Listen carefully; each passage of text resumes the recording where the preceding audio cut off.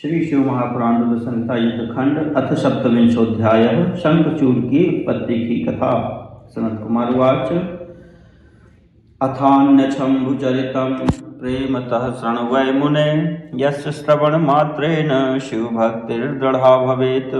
सनत कुमार बोले, हे मुने, अब आप शंकर जी का एक और चरित्र प्रेम पूर्वक सुनिए, जिसके सुनने मात्र से शंकर जी के प्रति दृढ़ भक्ति उत्पन्न हो जाती है। शंखचूडाभिधो वीरो दानवो देवकंटकः, यथा शिवेन निहितो रणमूर्धनि त्रिशूलतः। तच्छंभुचरितं देव्यं पवित्रं पापनाशनं, शृणु व्यास सुसंप्रीत्या वच्मि सुस्नेहतस्तौ। एक शंखचूड़ नामक दानव था, जो महावीर और देवताओं के लिए कंटक था। शिवजी ने त्रिशूल से जिस प्रकार युद्ध भूमि में उसका वध किया, हे व्यास जी, उस पवित्र पापनाशक तथा दिव्य चरित्र को आप अत्यंत प्रेम पूर्वक सुनिए। मैं आपके स्नेह से उसको कह रहा हूँ। मरीचेस्तनयो धातुः पुत्रो यः कश्यपो मुनिः, सधर्मिष्ठः सृष्टिकर्ता विद्याज्ञप्तः प्रजापतिः। पूर्व समय में ब्रह्मा जी के मारीची नामक पुत्र हुए। उन मारीची के पुत्र जो कश्यप मुनि हुए, वे बड़े धर्मशील, सृष्टिकर्ता, विद्यमान तथा प्रजापति थे। दक्ष प्रीत्या ददौ तस्मै निज कन्यास्त्रयोदश, तासां प्रसूतिः प्रसभं न कथ्या बहुविस्तृताः। यत्र देवादिनिखिलं चराचरं भूजगत्, वस्तरात्तवत् प्रवक्तुं च कः क्षमोऽस्तीति लोकके। प्रस्तुतं शृणु वृत्तान्तं शम्भुलीलान्वितं च यत्, तदेव कथयाम्यद्य शृणु भक्तिप्रवर्धनं। तासु कश्यपपत्नीषु दनुस्त्वेका वरांगना, महारूपवती साध्वी पति सौभाग्यवर्धिता। दक्ष ने उन्हें प्रेम पूर्वक अपनी 13 कन्याएं प्रदान की। उनकी बहुत सी संतानें हुई, जिन्हें विस्तार से यहाँ कहना संभव नहीं है।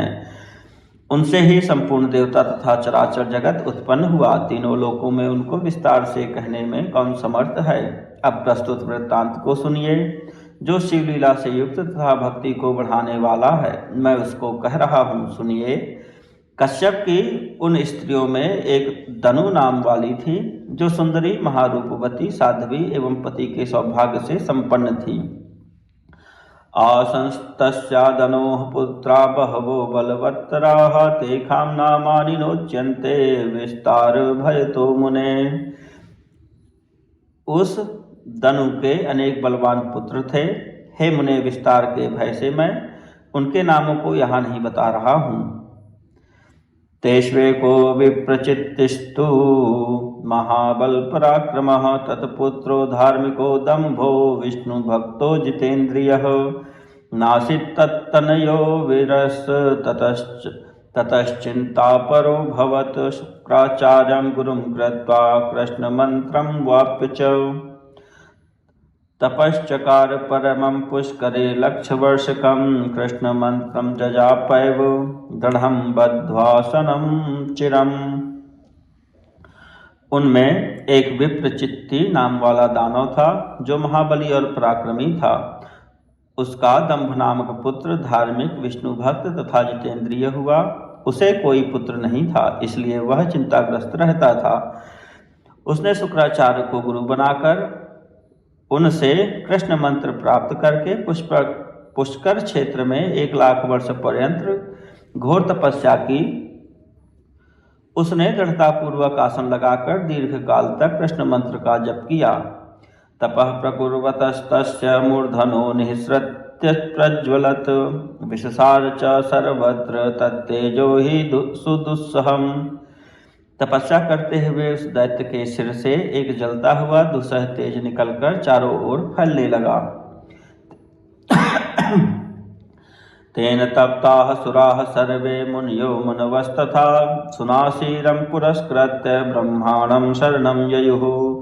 प्रणम्य च विधातारं दातारं सर्वसम्पदां तुष्टुर्विकलाः प्रोचुः स्ववृत्तान्तं विशेखतः। उस तेज से सभी देवता मुनि एवं मनुगण संतप्त हो उठे और इंद्र को आगे कर वे ब्रह्मा जी की शरण में गए। उन लोगों ने संपूर्ण संपत्तियों के दाता ब्रह्मा जी को प्रणाम करके उनकी स्तुति की और व्याकुल होकर अपना वृत्तांत विशेष रूप से निवेदन किया। तदा कर्ण विधातापि वैकुंठम तर्ययौ सह तदेव विज्ञापयितुं निखिलेन ही विष्णवे। उसे सुनकर ब्रह्मा भी उन देवताओं को साथ लेकर उसे पूर्ण रूप से विष्णु से कहने के लिए वैकुंठ लोक गए। तत्र गत्वा त्रिलोकेशं विष्णुं रक्षाकरं परं प्रणम्य तुष्टुवुः सर्वे करो बद्ध्वा विनम्रकाः। वहां जाकर सबकी रक्षा करने वाले त्रिलोकेश विष्णु को हाथ जोड़कर प्रणाम करके विनम्र होकर वे सब उनकी स्तुति करने लगे। देवाऊचुः देव देव न जानीमो जातं किं कारणं त्वः संतप्ताः सकला जातास्तेजसा केन तद्वद। तप्तात्मनां त्वमविता दीनबन्धोऽनुजीविनां रक्ष रक्ष रमानाथ शरण्यः शरणागतान्। देवता बोले, हे देव देव, हम नहीं जानते कि किस तेज से हम सभी अत्यधिक संतप्त हो रहे हैं। इसमें कौन सा कारण है, उसे आप बताइए। हे दीनबंधो, आप संतप्त चित्त अपने सेवकों की रक्षा करने वाले हैं। हे रमानाथ, आप सबको शरण देने वाले हैं। हम शरणागतों की रक्षा कीजिए, रक्षा कीजिए। सनत कुमार उवाच इति श्रुत्वा वचो विष्णुर्ब्रह्मादीनां दिवापसाम् उवाच विहसन् प्रेम्णा शरणागत वत्सलः। सनत कुमार बोले, ब्रह्मादि देवताओं की यह बात सुनकर शरणागत वत्सल भगवान विष्णु जी हंसते हुए प्रेम पूर्वक कहने लगे। विष्णुरुवाच सुस्वस्था भवता व्यग्रा न भयं कुरुतामराः नोपप्लवा भविष्यन्ते लयकालो न विद्यते। दानवो दम्भनामा हि मद्भक्तः कुरुते तपः पुत्रार्थी शमयिष्यामि तमहं वरदानतः। विष्णु जी बोले, हे देवताओं, आप लोग निश्चिंत तथा शांत रहिए और भयभीत न होइए। प्रलय काल अभी उपस्थित नहीं हुआ है और न तो कोई उपद्रव ही होने वाला है। मेरा भक्त दंभ नामक दानव तप कर रहा है, वह पुत्र चाहता है, इसलिए मैं उसे वरदान देकर शांत करूंगा। सनत कुमार उवाच इत्युक्तास्ते सुराः सर्वे धैर्यमालम्ब्य वै मुने ययुर्ब्रह्मादयः सुस्थाः स्वस्वधामानि सर्वशः। सनत कुमार बोले, हे मुने, विष्णु जी के ऐसा कहने पर ब्रह्मा आदि वे सभी देवता धैर्य धारण कर पूर्ण रूप से स्वस्थ होकर अपने अपने निवास स्थान को चले गए। अच्युतोपि वरम दातुं पुष्करम संजगामः तपश्चरति यत्रासौ दंभनामा हि दानवः। भगवान विष्णु भी वर देने के लिए पुष्कर क्षेत्र में गए, जहाँ वह दंभ नामक दानव तप कर रहा था। तत्र गत्वा वरं ब्रूहीत्युवाच परिसान्त्वयन् गिरासु नृतया भक्तं जपन्तं स्वमनुं हरिः। तच्छ्रुत्वा वचनं विष्णोर्दृष्ट्वा तं च पुरः स्थितं प्रणनाम महाभक्त्या तुष्टाव च पुनः पुनः। वहां जाकर विष्णु ने अपने मंत्र का जप करते हुए उस भक्त को सांत्वना देते हुए मधुरवाणी में कहा, वर मांगो। तब विष्णु का यह वचन सुनकर तथा उनको अपने सामने खड़ा देखकर उनसे महाभक्ति से उन्हें प्रणाम किया तथा बार बार उनकी स्तुति की। दंभवाच देव देव नमस्तेस्तु पुंडरीक विलोचन रमानाथ त्रिलोकेश कृपां कुरु ममोपरि स्वभक्तं तनयं देहि महाबल पराक्रमं त्रिलोक जैनम वीरम जेयम च दिवाकुसाम। दंभ बोला, हे देवदेव, हे कमल लोचन, हे रमानाथ, हे त्रिलोकेश, आपको प्रणाम है। मेरे ऊपर कृपा कीजिए। आप मुझे महाबली पराक्रमी तीनों लोकों को जीतने वाला वीर देवताओं के लिए अजय तथा आपकी भक्ति से युक्त पुत्र प्रदान कीजिए। सनत कुमार उवाच इत्युक्तो दानवेन्द्रेण तं वरं प्रददौ हरिः निवर्त्य चोग्र तपसः ततः सोऽन्तर्धान मुने। सनत कुमार बोले, दानवेंद्र के इस प्रकार कहने पर नारायण ने उसे वैसा ही वर प्रदान दिया।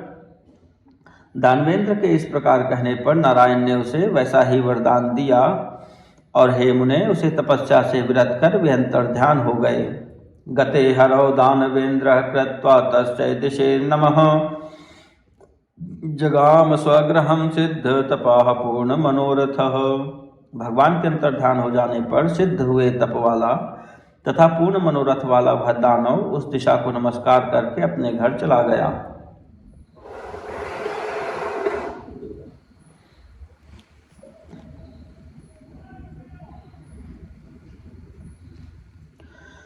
कालेनाल्पेन तत्पत्नी सगर्भा भाग्यवत्यभूतुरराजतेजसात्यन्तं रोचयन्ती गृहांतरम। इसके बाद थोड़े ही समय में उसकी भाग्यवती पत्नी ने गर्भ धारण किया और अपने तेज से घर को प्रकाशित करती हुई वह शोभा प्राप्त करने लगी। सुदामा नाम गोपो यो कृष्णस्य पार्षदाग्रणीः तस्य गर्भा विवेशासौ राधा सप्तश्च यन्मुने असूत समये साध्वी सुप्रभं तनयं ततः जातकं सूचकारासौ पिताहूय मुनीन् बहून्। हे मुने, सुदामा नामक गोप जो कृष्ण का प्रधान पार्षद था, जिसे राधा ने शाप दिया था, वही उसके गर्भ में आया। समय आने पर उस साध्वी ने तेजस्वी पुत्र को जन्म दिया। इसके अनंतर पिता ने बहुत से मुनियों को बुलाकर उसका जात कर्म संस्कार कराया। उत्सवसु महानासीत् तस्मिन् जाते द्विजोत्तम नाम चक्रे पिता तस्य शंखचूडेति सद्दिने पितुर्गेहे सवृधे शुक्लपक्षे यथा शशि शैशवेभ्यस्तविद्यस्तु स बभूव सुदीप्तिमान। हे द्विश्रेष्ठ, उसके उत्पन्न होने पर महान उत्सव हुआ और पिता ने शुभ दिन में उसका शंखचूड यह नाम रखा। वह शंखचूड पिता के घर में शुक्ल पक्ष की चंद्रमा के समान बढ़ने लगा और बाल्यावस्था में ही विद्या का अभ्यास कर अत्यंत तेजस्वी हो गया। सबाल क्रीडया नित्यं पित्रोर्हर्षं ततानः प्रियो बभूव सर्वेखां कुलजानां विशेखतः। वह अपनी बाल क्रीड़ा से माता पिता के हर्ष को नित्य बढ़ाने लगा। वह सभी को प्रिय हुआ और अपने कुटुंबियों को विशेष प्रिय हुआ। इति श्री शिव महापुराणे द्वितीयायां रुद्र संहितायां पंचमे युद्ध खंडे शंखचूडोत्पत्ति वर्णनम नाम सप्तविंशोऽध्यायः।